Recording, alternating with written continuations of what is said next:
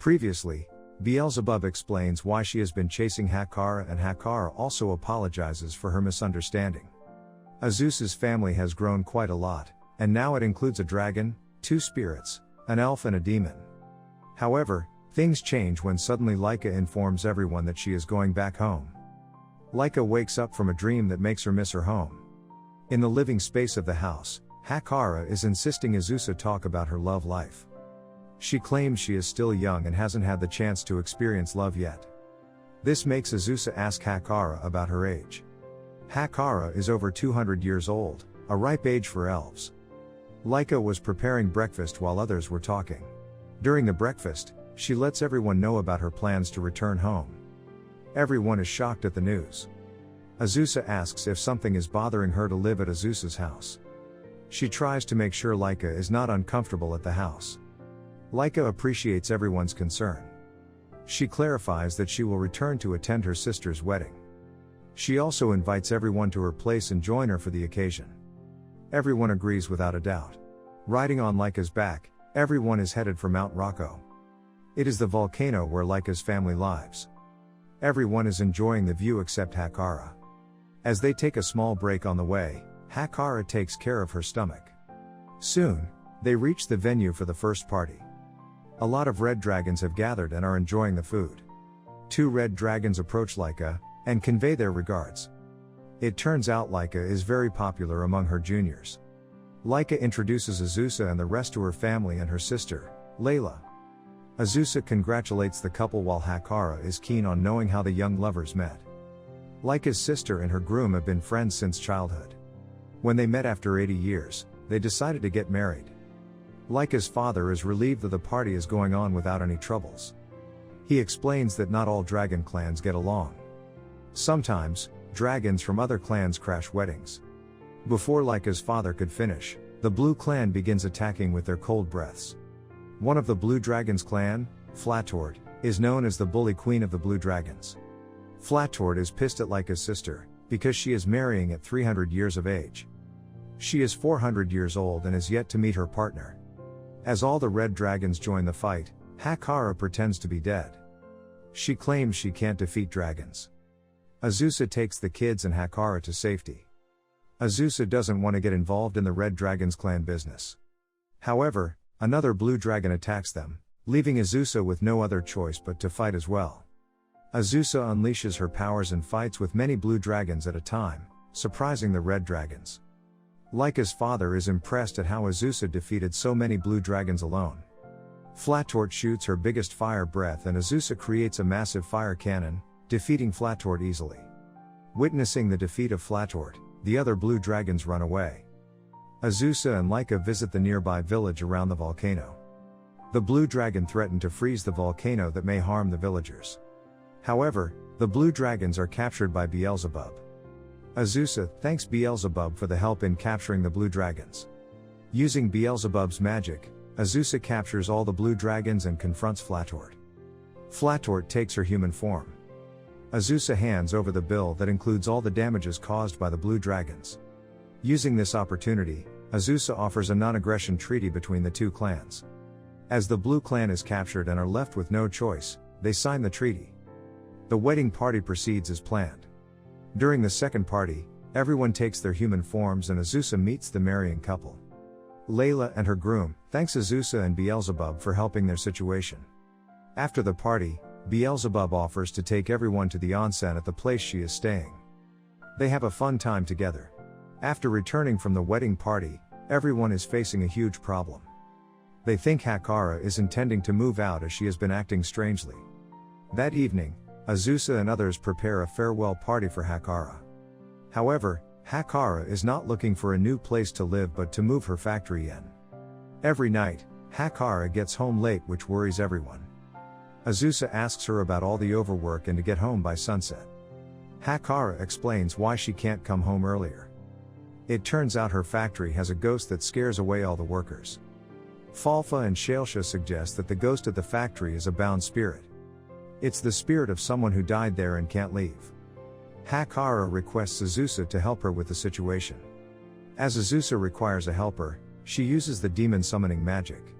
However, Her pronunciation is a bit off, so Beelzebub ends up in the bathtub, instead of the exact location. Azusa explains to Beelzebub the ghost problem Hakara is having, and she agrees to help. In the evening, Azusa, Hakara and Beelzebub arrive at the factory. Azusa and Hakara are spooked, but Beelzebub doesn't feel bothered. The girls hold hands as they enter the factory.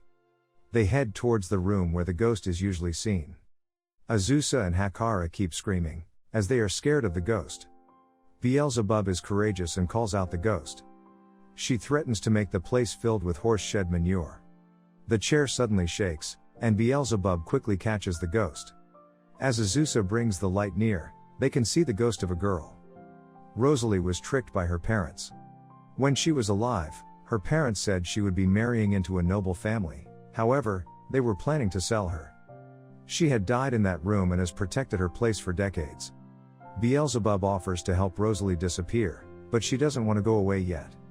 Hakara politely requests Rosalie to leave the factory, as her workers are scared to come to work.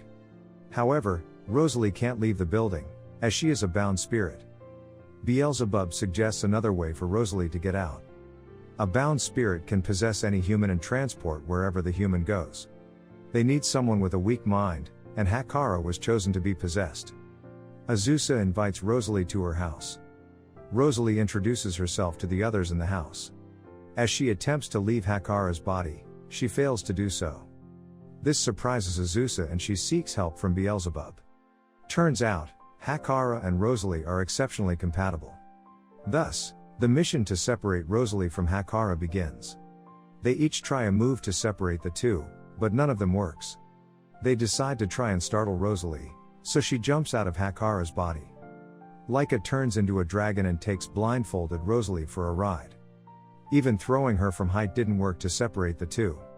As the girls try many other methods, it soon becomes noon. Hakara's life is in danger if Rosalie stays in her body any longer. As a final attempt, Azusa and others decide to put Rosalie to sleep. They offer alcohol to Rosalie, and as soon as she takes a sip, Rosalie falls asleep and Hakara wakes up.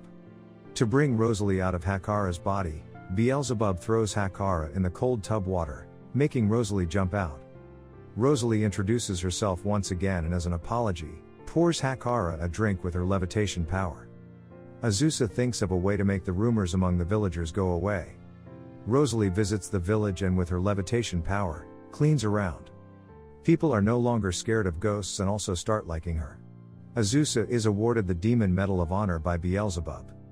It is a prestigious award bestowed upon those who are loved by many demons and successfully made a difference in the world. After the peace treaty between the dragon clans, Azusa is awarded the award. The award ceremony is in 3 weeks and all of the girls are invited to join. The ceremony will be held in the demon realm. Beelzebub explains that the demon realm is filled with kind-hearted demons who only mind their business and don't want to destroy humanity. Hakara is an elf, and she doesn't like the idea of entering the demon realm. Rosalie is hesitant to attend such a major ceremony, but Azusa assures her that she is definitely welcomed. Rosalie wants to change her outfit, but it turns out she can't even touch it. They learn that there is a person specializing in ghost study. The scholar says that the clothes are part of her spirit and a memory from when she was alone. The girls suggest Rosalie to imagine another outfit and she can hopefully change, however Rosalie says it's okay. Azusa reminds Rosalie that everything doesn't become okay if it is endured. Azusa tries to find a ghost's outfit making spells, but she can't find any. Azusa makes a dress and asks Rosalie to imagine the dress. As days pass, Azusa creates a spell to make outfit change possible. Rosalie successfully changes into the new outfit. Finally, it is the time to leave for the demon realm. Beelzebub arrives with a flying whale to carry them to the demon realm. Turns out, at the back of the whale, is a building. Beelzebub shows them around the place where they meet Vanya, the Leviathan. Beelzebub explains the way to use the demon spring. They also remind Hakara to not stay in the pool for too long, otherwise she will melt. Azusa is amazed at the reception she is receiving. Beelzebub says how amazing her accomplishment is. After the tour, everyone gets to eat a delicious meal. The meal is filled with luxurious dishes. After the meal, it's time to have a relaxing bath in the demon spring. Everyone has a great sleep while Rosalie stays awake. She has been seeing the scenery and amazed at how she left the factory building. When Rosalie expresses her gratitude, Hakara says she is part of the family. The next morning, they arrive at the royal capital von Zeld. They held the palace to greet the Demon King. The girls are scared to meet the Demon King. Beelzebub assures the girls that Demon King is rather friendly. As they enter the king's room, they are immediately greeted by a cheerful girl. She thanks Azusa for coming to the demon realm and also greets Hakara, saying her drinks are delicious. The girls don't want to look distracted in front of the Demon King. However, there is no one on the throne. When the girls look around, it turns out the little girl is the Demon King, Pravat Pekora Elirs. She doesn't like to meet people from her throne, so she came down to greet them. Hakara has accidentally misspoken, so she kneels down in front of the Demon King and begs for her mercy. King Pravat assures she won't ever harm any of the guests and asks Hakara to raise her head. However, Hakara accidentally head bumps into the Demon King, causing the Demon King to pass out. Laika closes her eyes to not witness the horror that's unfolding. The guests are taken to another room while Hakara is sent to jail. She will be executed for her mistakes. There is no way to help her anymore. Beelzebub wishes she had let her pretend sick rather than bringing her to meet the Demon King. If you enjoyed this recap, check out the next episode. Also, don't forget to subscribe for more anime recaps, turn on the bell notification for future uploads and leave a like to help the channel out.